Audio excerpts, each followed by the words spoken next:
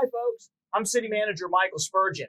I'm very excited for our Take 5 segment today because I get the honor and privilege of talking about an important organization and facility in our community, and that is our Military History Center. And I have the privilege of being with retired General Thomas Mancino, who's going to talk to us a little bit about the Military History Center and its significance and importance in our community. General, how you doing, sir? Just fine, Michael. Glad to have you down here. Oh my gosh, I'm so excited. I had actually, I'm so excited that I did a little quick selfie out in front of the parking lot because, you know, being a veteran myself, I mean, every time I come in here, I see something brand new, and it is such a great place to go to see and to honor those people that have served this great country from the Revolutionary War all the way up to today's conflicts. So, General Mancino, let's start off with just real quickly. How long have you been associated with the center? I got associated when the founder, Colonel Powell, and Dr. Oliver asked me to help him move his collection from Tulsa, and I thought, well, okay, that's all I'll do.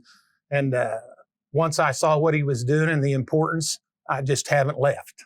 Well, I wanted to start off because, you know, this is your uniform. It is my uniform. That's correct. That's the first time I've seen this, and that is extremely impressive, and I just want to thank you for your service. Thank you. So listen, let's walk around a little bit, Sure. And we can walk and talk, and people can get an idea exactly of how much history and memorabilia and actual uniforms and actually items from combat that are in the center, okay? That's super. All right, you lead the way, sir. Well, right now, we're coming from what we call the modern section, and initially we wanted to do the museum by services, but we quickly found out that it made more sense to do it chronologically.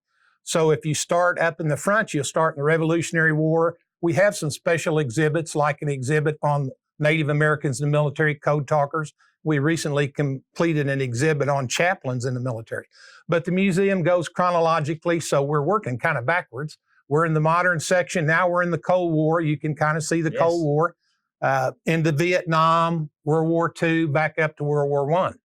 So let's go on back. So really, we're leaving the modern section, and what's right here? Is this right here is Vietnam? Okay. And this display over here is really interesting. This is a display for Willard Parrish in the Battle of the Ia Drang Valley. He was a turnpike gate attendant at Bristow, and he was awarded the Silver Star. In that battle, he was in a foxhole with an M60 machine gun, and after the battle, there were over 100 dead North Vietnamese in front of his foxhole. And he was he was a great guy, and we honor him. He comes out every year and raises the flag, and he's going to have one of the banners we put on our banners down Main Street. Wow, that's incredible. So it's Willard Parrish. Absolutely. Talk a little bit about the banner program that you're going to start. The banner year. program is really exciting. Emporia, Kansas did it, and basically we'll be putting up a 24 by 45 inch double-sided banner, and it will line Main Street on both sides. And we're even working with the city to get some adjacent streets. And when you drive down Main Street, it will be so impressive. And they will be up before Veterans Day, and we'll take them down at Veterans Day. $200 if you're interested. Come in and see us at the museum and get an application. I can't wait. I was so happy to have the council approve the ordinance that outlined everything. I mean, obviously, when you're dealing with the city, there's all kinds of rules and regulations. But we were able to work it out because we do want to honor our veterans. At the same time, it is a fundraiser to help support the museum. I mean, the History Center, correct? Right, absolutely. And I'd be remiss if I didn't thank the city. This museum wouldn't exist without the city's help. In 2013, this used to be it was a hospital originally, the Franklin Hospital. Then the Broken Arrow Educational System bought it. It was like an early enrollment center. And then it kind of sat idle. And the city had the good forethought to actually provide us and renovate this building. And we moved in 2013 and really we had about 50 exhibits initially. And now we've got over 2,400 exhibits. That's amazing. And as you can see, we're almost full. So we need to be hitting you up for an expansion. Believe me, you know, we want to support our veterans, and I can certainly see the city council looking and trying to support to make sure that we honor. You know, we've got our Armed Forces Hall that the voters approved funding for to provide a place for veterans organizations to go and to have fellowship. But this is just another part. Actually, the bookend of the Rose District. We've got the Military History Center on the north, and we'll have our Armed Forces Center near our memorials. Hopefully, sometime by the end of we'll get started for the end of next year. So one of the things that we're doing specifically for veterans, we used to just be the Military History Museum. And Amy Fitchner, who you know, we decided to expand our focus. So we've included our DVA, Disabled Veterans, and American Legion benefit counselors. And they've seen over 1,300 veteran encounters out here, and they have a room right next door. We've donated them a room. And this has become one of the most popular spots for veterans to come in and to get their benefits worked out. And it's been a great addition to the museum. Absolutely. Well, let's walk a little bit more and show us a few other sites. While we're walking, what are the hours? When can folks stop down? We're open. We had summer hours. We're open till 10 till 6, but the winter will be going 10 till 4. Okay. If you step in here, this is the veterans benefits. We have actually we had more than 2. We started out with 2, and now we have 4 or 5. And they're working in the library. They're working in the storage room, but they really do a great job. So this is where the veterans benefits.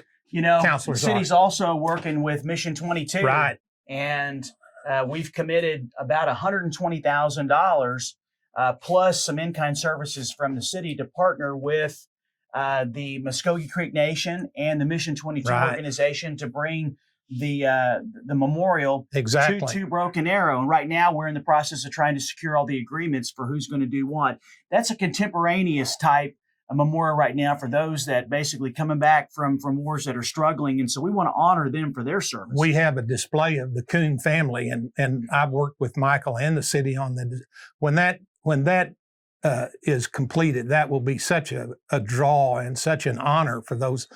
Mission 22 refers to the 22 veterans a day that commit suicide. Fortunately, the number's down now to 20, and it's dropping. But even 20, even 1 is too much. But that'll be a great addition to Veterans Park when they get these statues are 10 foot tall and 4 foot wide and weigh about 700 or 800 pounds apiece.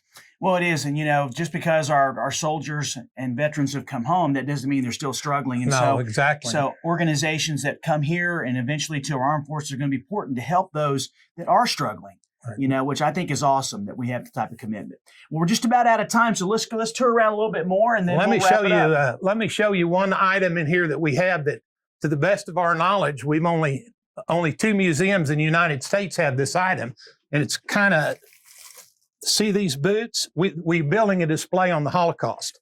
Those boots are straw boots that the women prisoners at Ravensbrück concentration camp made for German soldiers. The Germans, when they invaded Russia, weren't prepared for the cold weather. And they saw the Russian peasants wearing these straw overboots. So they had these women at the concentration camp make these boots. And somebody brought those boots back. And I think there's only 2 pairs in museums in the United States. So that's one of our very rare items. Wow, that's incredible. Well, let's take a look at the World War II area. Okay. My grandfather was a paratrooper in World War II, and he was... jumped in and fought in Operation Market Garden, and was also at Bastogne. George Poole from was he in the 101st or the 82nd? He was 101st Airborne. Well, what you have right here is an authentic World War II uniform that was used to jump in D-Day. Everything is exactly accurate. That's one of our board members has a jump team.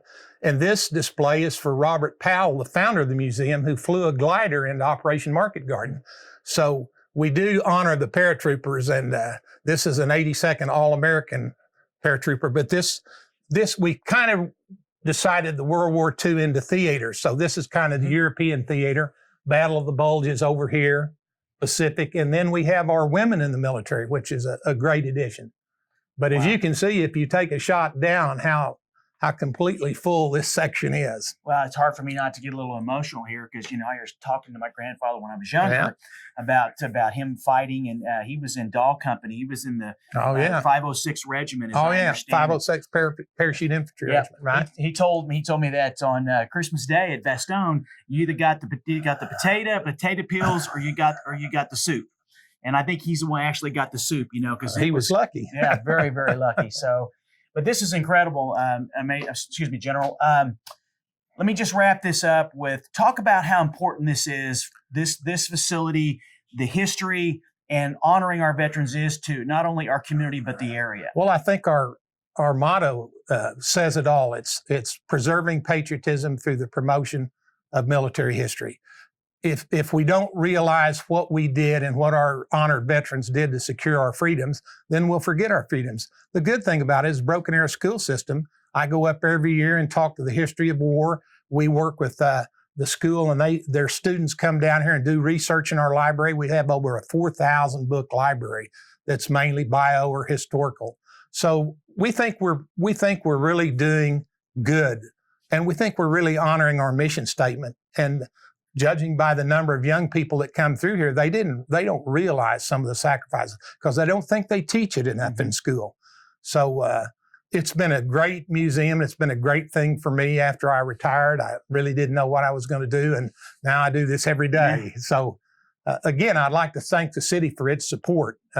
This thing would not exist without Broken Arrow's commitment to the veterans and to patriotism.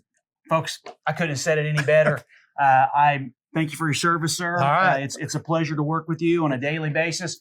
Folks, we're out of time for this edition of Broken Arrow Motion Take 5. I am truly honored to be standing next to retired General Mancino, and I get to work with the veterans every single day. If you haven't been here, you need to get here because this is our history. The veterans in this community have donated a lot of their personal items to honor the different wars and those that have fought and served to protect and defend our freedoms. And so for this edition of Broken Arrow Motion, I'm City Manager Michael Spurgeon. Until next time, take care, and I hope to see you around town.